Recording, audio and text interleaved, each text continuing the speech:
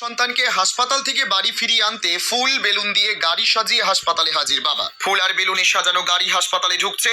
দূর থেকে দেখে অনেকেই ভেবেছিলেন এ বুঝি কোনো বিয়ের গাড়ি, কিন্তু না, ভুল করবেন না। এটি কোনো বিয়ের আনন্দ নয়, এটি একটি কন্যা সন্তানের আগমনের উৎসব।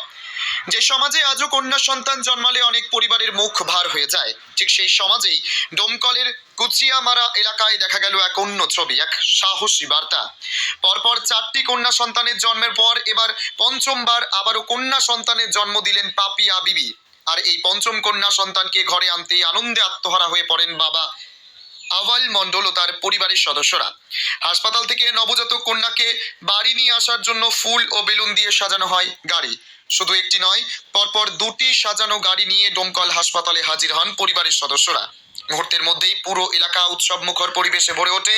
এই দৃশ্য যেন নিঃশব্দে বলে দেয়, কন্যা সন্তান কোনো বোঝা নয়, কন্যা সন্তান গর্ব।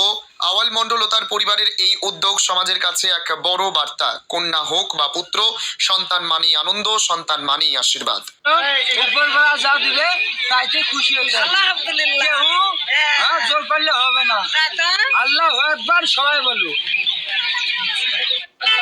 দিয়েছে, এটা আমাদের বড় আনন্দ, আমাদের সবাই আনন্দ। মেয়ে হওয়াতে কষ্ট নেই আপনার? মেয়ে হওয়াতে গাড়ি সাজিয়ে নিয়ে যাচ্ছে? গাড়ি বাড়ি থেকে সাজিয়ে দিয়েছে। কোথা থেকে এসছেন আপনারা? নর্মাল না সিজার? 5 নম্বর মেয়ে এটা, তাই তো? খুশি থাকবে 5 मई लास्ट में मई को नाम देगा 500 में। ऐसे बात करते हैं, कोई मुश्किल नहीं, कोई आदमी को रुकेगा नहीं, मैं झुकेगा।